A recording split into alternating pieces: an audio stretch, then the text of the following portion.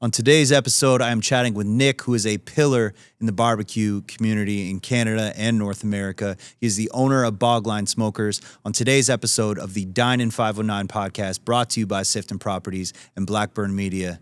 Let's eat, baby. So, in my opinion, you're a pillar in the barbecue community. You've been at this a while. Tell me a bit about life before barbecue and how you got into this. Yeah, so I started off in the trades. I actually started off as a mechanic. Okay. And right here in London, Ontario, working on Volkswagens. Yeah. Okay. And then I quickly moved into pipeline construction, equipment, stuff like that. That led to a role eventually I did like health and safety manager, project management, even purchasing. And then ended up settling back in Ontario. Like I grew up here, but I spent a good chunk of my life on the road and in Alberta. Yeah. And then ended up in the refineries in Sarnia. Okay. And, you know, I worked there for a long time doing maintenance shutdowns and other things. And then when COVID happened, it was a frustrating place to work. Like they're very serious about safety, but they're also really serious about money. And so they want the work done, but you couldn't go near anyone. It was just silly. Like you had to go pick how you're going to lose at work. And my buddy he was also working in the refineries. We started building barbecues for fun, and you know, and then it just got more and more serious all the time, and then COVID happened, and then here I am now. Yeah, it's crazy. So, and the way that you guys have built your brand, when I think of Bogline, I think more of a community than I do a business. Is that something that was intentional from the start, or did it just transpire that way? No, it's kind of. I guess I'll start with sales. Like I've always enjoyed sales and the psychology of sales and. You know, I think if you're going to be an entrepreneur, you better be a salesman. No matter what your business is. You have to know people. Right. Yeah. So, you know, when you really love what you do, and I really do love it, it's easy to sell. But also, you know, fixing someone's problem is a part of sales, but also emotional connection is a big part of it. So, like, most of my clients I've become friends with. Yeah, you know? And then it starts connecting all the dots. Like, for example, we have a unit that works at B4 Barbecue in Texas. It's a top 50 joint. And I've heard that they're one of the best. They may not get all the credit, but everyone that I ask about the best barbecue joint that people have been to, that's a name that comes up a lot. Yeah, B4 is really good. And especially like when you look at like building a platter, like the aesthetics of it and stuff, they're really, they nail it. They're top shelf. But just as an example, we have a bunch of units that work in Germany. Okay. And the Germans were just dabbling in barbecue, and then now they've opened a joint. I think we have 6 units with them in Germany. Crazy. And then I didn't know a German barbecue scene exists, but it doesn't. Yeah, it's just starting. So gotcha. and they're obsessed with that Americana right now. Like they really want to see that culture brought to Germany. So anyways, they knew that we were working with B4 and saw us down there. They reached out to B4. B4 flew to Germany and like helped, you know what I mean? So like it's a tight-knit community for sure. It is. And just like the internet makes it a small world. Yeah. And just to see there's endless examples of that. Like, you know, you got Andrew in Toronto at Golden Horseshoe Barbecue and Ruben at Crosstown. They're coming down and doing collabs with Kyle. And then you got the brisket department with Texas coming working with Kyle. Like, it's just... And I think there's been a huge influx of backyard barbecue and these creators now. And I think Canadian barbecue scene is still in its infancy in a lot of ways, especially compared to Texas. Yeah. How do you feel about this backyard scene? And do you think it's pushing the movement forward? Yeah, I think like, and it's interesting because we've always focused mainly on commercial units. Like actually up until recently, when we first started, we did a couple backyarders, but the first time we built a 500 gallon, I don't think we ever went back. Like we've always just been building commercial smokers and we would constantly get calls for backyard units constantly. And we would constantly say no. And eventually as an entrepreneur, it's like, well, you know, people are banging on my door for these things. Like, you know, maybe we should do something about that. So we're just kind of wrapping up the first batch of 5 today. Okay. And I guess if you're paying attention to this podcast, you're getting in on a little secret. But we got a backyard line coming out. It's going to be a collab with Dark Side of the Grill. Okay. But yeah, like there's a huge demand for it. It's really growing in Canada. How many gallons for they're 94 gallons. Okay. Yeah. So it's a nice little smoker. And we took what we learned in the big ones and applied it to the small ones. So, you know, we've learned a lot about like fluid dynamics, the way heat travels and, you know, all that kind of stuff. And also the way infrared heat versus convection heat affects a cook. Yeah. So we took a lot of that stuff and we've applied it to the small smokers, and I think we got it. I think we got a home run. Yeah, and I think these backyard barbecue startups and these pop-ups are how they push the culture forward. I mean, there's little spots in Stratford, for example, like Holy Smokes, and they're putting out some stuff that I'm like, I need to get there. You know what I mean? So I think the innovation with these little backyard startups are what we need to push the culture forward. Yeah, and it's obtainable. Like, it doesn't cost $100,000 to get into it. No. You can actually make some money on the weekends, and you know, it usually leads to bigger and better things for a lot of people. But you know, there's some guys that are just perfectly happy doing pop-ups at breweries and make good money doing it. 100%. And that's how Kyle started, right? Absolutely. And the breweries kind of need that. Like, you know, they need that to help, you know, what sets you apart from these other places and to draw those people in. And, you know, it just goes together. Like, who doesn't want barbecue and beer? You know, so it's working. The backyard thing's coming. Canada is seeing an influx in barbecue, and we're just at the start of it. So, you know, I'm excited for the future of what it's going to lead to. Today's show is brought to you by Libro Credit Union, bringing a human element to banking. Libro is all about the human side of banking, actually listening, coaching, and helping people reach their goals. Whether you're an individual or an entrepreneur, Libro has you covered. Check them out today. What do you think are some of the pieces that are holding us back as a country to reach that Texas level? Do you think it's just a matter of time, or? Yeah, I think it's just a matter of time. Like, I think we're just a little bit behind, and probably we have all the resources. We've got great meat, and the quality is there. That's right, and wood is a big part of that too. Like, especially with traditional barbecue. Like, we have some equipment that works in Alberta, and it's a struggle because there's no hardwood there. Do you have a favorite wood to work with, or oak? For sure. Yeah, okay. Hands down. Is that the norm in Texas, or? It is. They run post oak, which and we don't have post oak here, but the closest would be white oak. Okay. And they're very similar.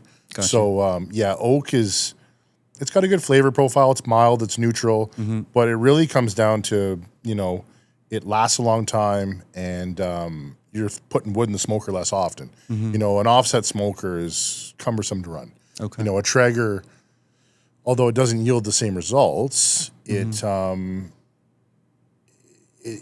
effortless, but when you gain that convenience, you sacrifice quality. Yeah. So, you know, you gotta. Do you have a bit of a disdain for electric barbecue? Because I know that's something a lot of people are doing. I've never used one. Okay. I've eaten off one. I've had some great product off electric barbecue, but you know, for the effort put in, they yield good results. There's no doubt about it. Yeah. I've never personally used one. We're obviously very traditional. Yep. If it doesn't burn hardwood or charcoal, I'm not really personally interested. I love that. Yep. But I see the appeal. It's easy. You can go to bed. Yeah, and it's better than a gas grill. Yeah, you know. And in terms of going to bed, that was one thing I wanted to bring up. I think the cost of barbecue is something it's lost on a lot of people, right? Meat's not a cheap thing, and I don't think people understand why barbecue is so expensive. Can you run me through your opinions on that? Beef, especially right now. If you've been to the grocery store and bought a steak lately, you know it's crazy. I'm spending $25 on a steak from the grocery store in a package frozen. So so a barbecue joint is serving brisket to check the box to keep the customer happy. They're not even making money on it. No. If they break even in brisket, they'd probably be happy. Same with beef ribs. You know, the same with those other cuts. The sides are where the money is made. 100%. And you can recoup some on pork and maybe some turkey, stuff like that. But, you know, it's a labor of love. And when you get the meat bill in the mail as a restaurant, it's a shocker. 100%. And also, you know, when you compare it to a lot of other food industry, a lot of these restaurants can keep their inventory in the freezer and they deep fry it or whatever they do. Yep. You know, I'm not saying all of them, but a lot of what you see out there, that's, you know, the general business model. But you go spend a day with a pit master running a pit for 12 hours and... you understand a little bit more. Absolutely. Yep. Yeah. I don't think there's no business in the restaurant industry that even comes close to the challenges barbecue has.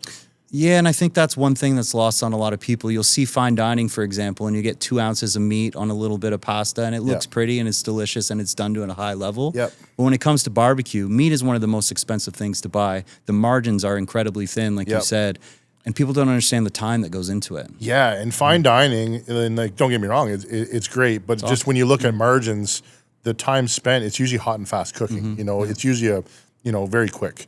So yeah, like I said, you spend 12 hours at the pit with the pit masters, and you'll get it. And now, what's the temperature out today? 15 below. Yeah. And then boom, you got that wrench thrown into it. Like, it just never ends.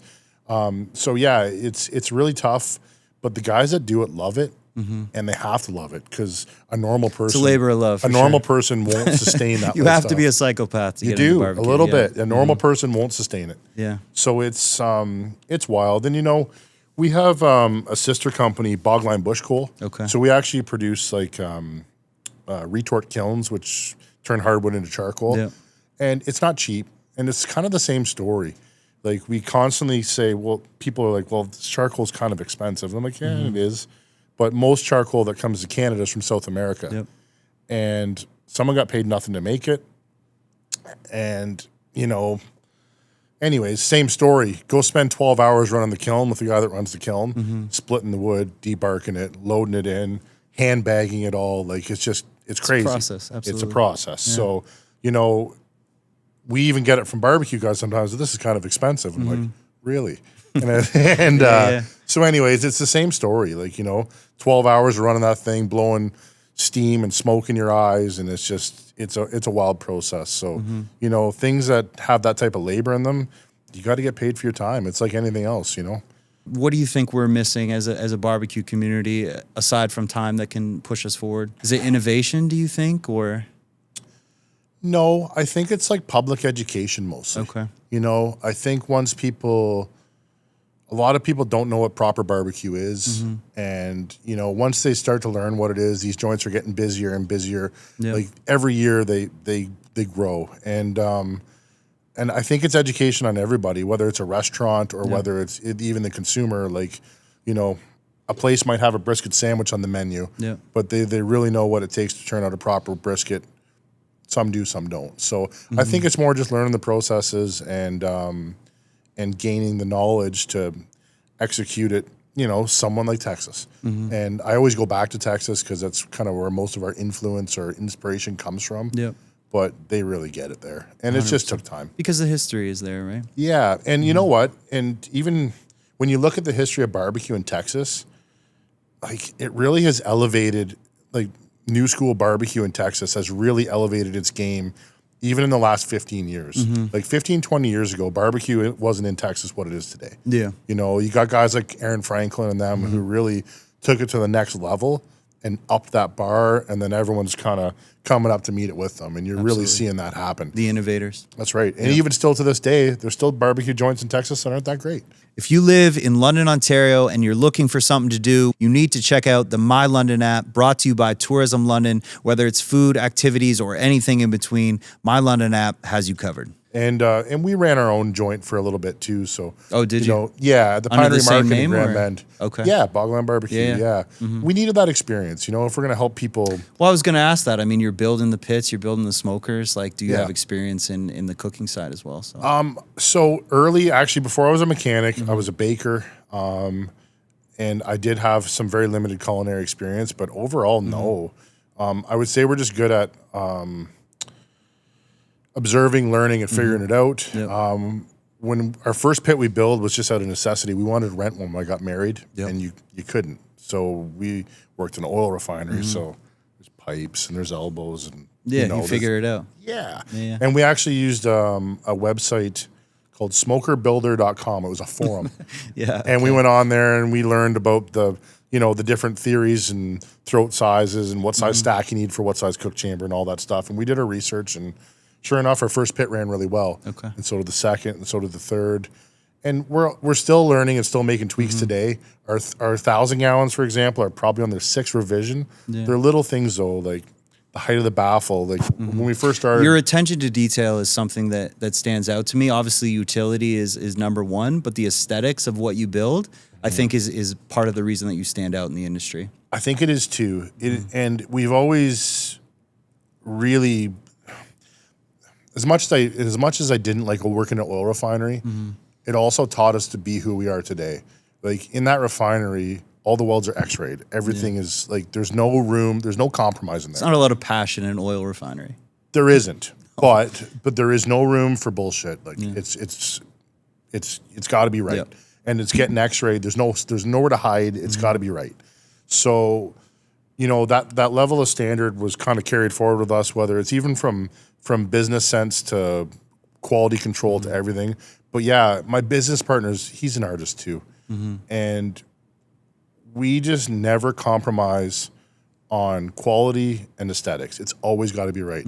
If it's not right, cut it off, do it again. It doesn't matter. And it's also things like hiring artists, like the posters I brought you today. That's done by like a high-end hot rod artist named Jeff. There's attention to detail in everything. Everything. Yeah. Even the other day, we were ordering new hats and swag, and the vendor was just like, well, you know, these hats are a lot less expensive and they're almost as nice. And once again, back to the oil refinery, I've got a bag of hats that I don't care about, you know? So I want our hat to be the hat that people choose to wear. Shameless plug. Instead of slapping a logo on my hats, I could just put a Dine in 509 logo. I wanted to make it something that I would wear myself. That's right. And I think the same thing goes for you or anything that you do, right? If you're going to give a hat out as a promotion, it better be good or it's just going to end up in a closet and you're a waste of money. Yeah. You know, absolutely. so, and then we have a hot rod package for our smokers. We bring in a 40-year hot rod pinstriper. It's all hand painted. Do you have to do that? No. Is it nice? Absolutely. Yeah. You don't always notice when it's good, but you sure notice when it's bad. And you notice when it's great as well. You do. You know? And so we're at Troubadour Fest and Black's Barbecue, which is one of the originals. They're a top 10 for sure. Yeah. He comes over and he says, this is the nicest pit I've ever seen. And I was just like, man, I'm at Troubadour Fest in the Meat Church booth. And Black's is here telling me this is the nicest pit he ever seen. Like, I saw the Black Betty unit that you did. I think it was with Dark Side of the Grill, Yeah. and that was a standout for me when I saw that unit. Yeah. I was like, Mel, he said that. Like, he goes, we're not going to hold back. This is what I want. And he said, like, I want a Munsters kind of gothic feel. And he says, you nailed it. Yeah. Absolutely. And he says, I want a coffin toolbox. He's got one. Like, it's over the top. But even when you get looking at it, it's got tallow burning lanterns. They're all, then there's hand hammered blacksmith Little brackets. details. Yeah. It's got 59 Chevy taillights. Like, that was one of the most frustrating things I've ever done. No doubt. But was it worth it? Absolutely. And then Dano comes in, and he's our pinstriper. Okay. And we just say, give her. Yeah. And it's got 24 karat gold nameplates. It's got everything. It's really nice.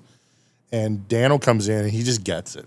You know, like, he's the kind of guy that only wears black T-shirts. So, like, you know, he understood the assignment. He did. Absolutely. And you don't even have to tell him, man. And sometimes when you have an artist, if you give them too much direction, you get an inferior product. If I was an artist, I'd do it myself. I'm not an artist. You know, Trust the person to do what they do. absolutely. Yeah. And give them no detail. Just say, what would you do? Yeah. And that's his profession. That's what he does. He's an expert. You'll get what you get. Yeah. And he just crushed it. Yeah. So yeah, Mel's might be on top of the pile for my favorite smokers ever. That's the favorite one you do? Yeah, it might be. Now, one thing I wanted to talk a bit about, if you're comfortable with it, obviously you suffered a tragedy recently. You went through a house fire. Yeah. Tell me a bit about that and where things are at now. Yeah. So November 4th, we had a house fire. And it was right when you think nothing like that's going to happen to you. Yeah, bam, there things it are is. great. And And it's really tough when you're, you know, an entrepreneur and you earn a living off your property. Yeah. So we actually work out of two shops. My business partner has a shop we use for welding and assembly, and my shop is like CNC, AutoCAD, and plate work. Okay. So your home base was part of the operation. Yeah. And then the power on my property ran from my house to my shop. So you can imagine the feeling when you've got a list of orders and then all of a sudden, shut down. Yeah. So yeah, it was tough. But you know what's crazy is the barbecue community came together for me, man. That was the next thing I was going to ask is the community aspect behind it and seeing all of that unfold. Tell me a bit about that and how that felt. It was crazy because like as emotional as it is to lose your house, you know, I got an 11-year-old boy. It's, you know, it's hard. And we lost some pets. Like it wasn't a good situation.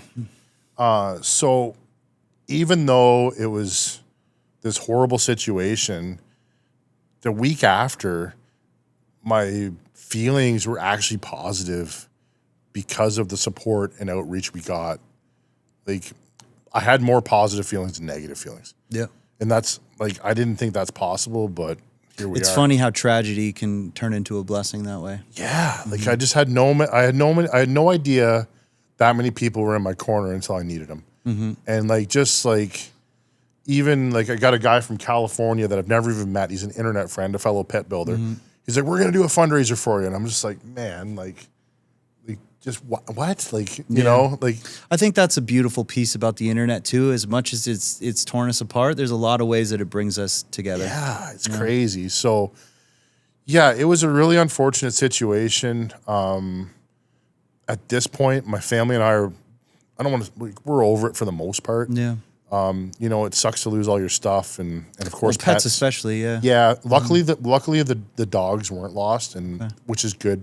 My wife loves them dogs more than me, and so but we lost some parrots, and anyways, it was crazy, man. Just when you think life's going smooth and everything's good, it's not, and it's lost in an incident. The next morning, I got up and we got a hotel room that night. And I remember pulling in the property, and I had my jeans, a shirt, one hoodie, and a pickup truck. Yeah. That's it. And I was just like, damn. You're the type of guy, you strike me, you'd be okay with that. Yeah, you know, okay you got what's on your back, and you live with it. Yeah. Well, yeah, man. And then we went and stayed at the Hard Rock for a few days. Like we just kind of. Great place. Oh, it was It awesome. doesn't get the hype it deserves, honestly. Oh, it's so good. That's one thing with London. I think when we get nice things, people say, oh, well, it's just London. It's like, okay, well, we have cool things now, but you don't want to appreciate it because it's in London. It's That's like, one of the nicest hotels I've ever stayed at. Yeah, it absolutely is. And I've stayed at many nice Toronto hotels and across the world, and Hard Rock is up there. They were so good to us, too. So we're in a hot rod club here in London called the ELTA, the East London Timing Association. And the owner's an honorary member because we do a lot of work with them, like the power parking at the Powerhouse Brewery and all that stuff.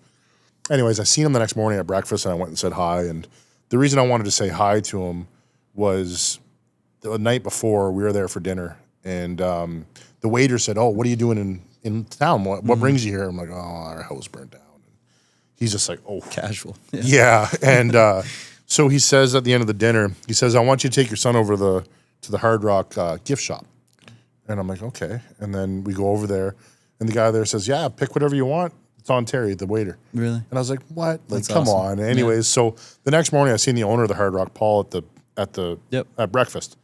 And I went and sat down with him. I said, "Man, I just want to, give the waiter an attaboy." And I told him what happened. And the next thing you know, they gave us a free pass for our family for the whole place. They just, here you go, here's a pass, here's a membership. It's incredible. And then we get back to our room that night. Kyle sent a platter of barbecue. Yeah. And then the Hard Rock sent up like fruit trays and charcuterie. It's just crazy. Like everyone's so kind. Like you don't realize it. Like you're right. The internet can make us torn apart, but there's still a lot of good people out there. On a lighter note, want to do a little bit of rapid fire food related death row meal. Probably like a really nice breakfast. Okay. Like you going steak and eggs or pea meal or all or maybe of it? eggs Benny on there too. Okay. All of it. Like I really love like breakfast, like eggs Benny with brisket or something, something like that. Yeah, I probably would lean breakfast. Okay. Yeah. Yep. Here for the community we all love, Kenny Insurance Brokers is here for local stories and local business. Check them out in St. Thomas, London, or kennyins.com. Is there anything you want to touch on outside of what we talked about? What you have in the works or events-wise or anything you're doing? Yeah, so in the works is going to be a big focus on backyard stuff. Okay. These new units that you're doing. Yeah, so we're going to be rolling out a 94-gallon backyard smoker. Okay. We're also going to be offering like a... Do we have a price point on that yet, or? Yeah, that'd be about $5,200. Okay. Which I think is a good price point. Our competition here in Ontario is around $8,000. Yeah. For a similar unit, so I think we're in the right price point. And actually, I think we're priced well overall in the market, even if you compare to the U.S. and those type of markets or any other competitors here in Canada.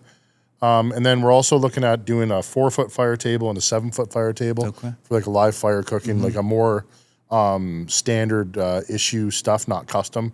And just to be clear, we actually hired a local agricultural manufacturer to help us with this because we're just two guys and we're going to stick to the big custom stuff, but we're going to work with them closely to make sure they use our designs, our CNC files, and making sure that the welding's right.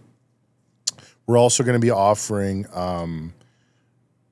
a small, medium, and large direct heat cooker. Okay. So I think that's going to be like an up and coming thing here in Canada. Is like, I love offsets, I really do, but the direct heat cookers are underrated and underutilized. So Sawyer's, for example, just switched to them on their ribs. Okay. And now they're doing the big slabs of IBP side ribs, which are normally 7-hour cook on an offset, under 3 hours, and they're better. Crazy.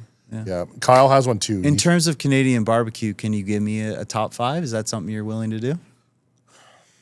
I'm going to give you some of my favorites. Okay. I'm not going to put them in order out of respect for the people in Fair. that list. You got Kyle's here in London. You've got Golden Horseshoe in Toronto. You've got Crosstown in Toronto. You've got Jesse's Q out of Guelph. You've got Holy Smokes in Tavistock. You've got Sawyer's down in Windsor. Sammy's Q down in Windsor. Those are probably my favorites in the area. Okay. Yeah. I think they're all good for different reasons. Features of Stratford is excellent. He's more on the catering side now.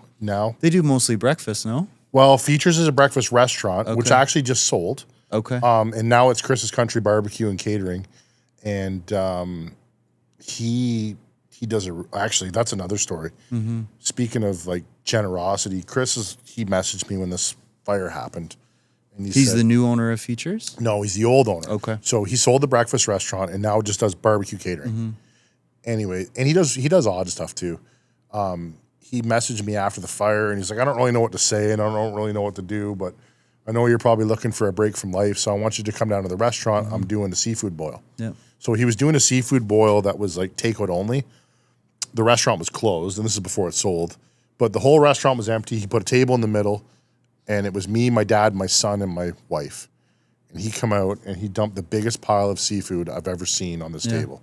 It was absolutely absurd. And it's probably the best meal I ever ate.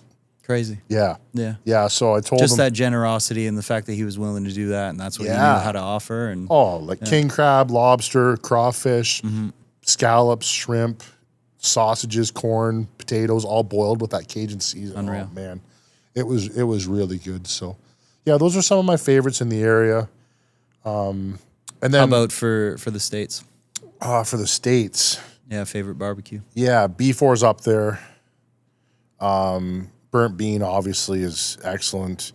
You got Pinkertons, Zavzalas. You pick off the top 50 lists, they're all good. Okay. They're all good for different reasons, and they're all have their own little thing. Like if you never had a sloppy one at Zavzalas, you're missing out. You know. I haven't heard of them. Yeah, yeah, they're good. So, Okay. it's really good. But back to new products, you're also going to see. We really want to get into the whole animal stuff again. Yeah. So we just did a steer cross Ramel out in Alberta for a whole steer. It went really well, but we have a demand for smaller ones for doing a small pig on open fire, like a crucifix for lack of better terms. And so you're going to see those coming. Just a bunch of simple open fire backyard cooking products.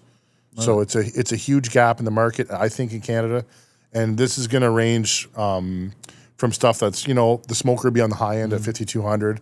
And pig crosses, I don't have a price point in them, but they're going to be very affordable. Either way, it's a cool thing you're bringing to the market. Yeah. And then the last thing will be what I call the campfire picnic. So we spent a week in Grundy Lake last summer, me and my family, and I was inspired by the cooking campfire pits that the Parks Canada had made. They're just a simple fire pit with a grill that flips, but I slayed a bunch of really good dinners on that thing, and I was thinking to myself, well, I could do this, but a little bit better. Yeah. So we want to do a really nice campfire pit that has cooking accessories. How's your barbecue game? That's what I want to know. It's like when pretty you good. cook at home, you're I'm no confident slouch. and you're I'm no slouch. Okay. We ran a joint for a season at the Pinery Market, Yeah. and I can throw down. Okay. I'm not a pro like the guys. Yeah, but, it's know your acceptable. stuff. Yeah. Yeah. And me and Kyle used to do barbecue school. Okay, Yeah. nice. So Is that something you'd bring back or? it is. Lately, I find I don't have enough hours in the day. tough. Yeah. Yeah, social media alone is a job. You know, it all adds up, and it's hard to wear all these hats. But we like the simplicity of it. We don't really want to have Venture too far out of what No, you're doing. you know, I used to hate Monday. I don't hate Monday anymore. It wasn't Monday that sucked. It was There's my not job. a lot of people that can say that, brother. So It's that's true, a big man. accomplishment. It's so you can do what you love. It's often a risk, but you can do it. It is possible.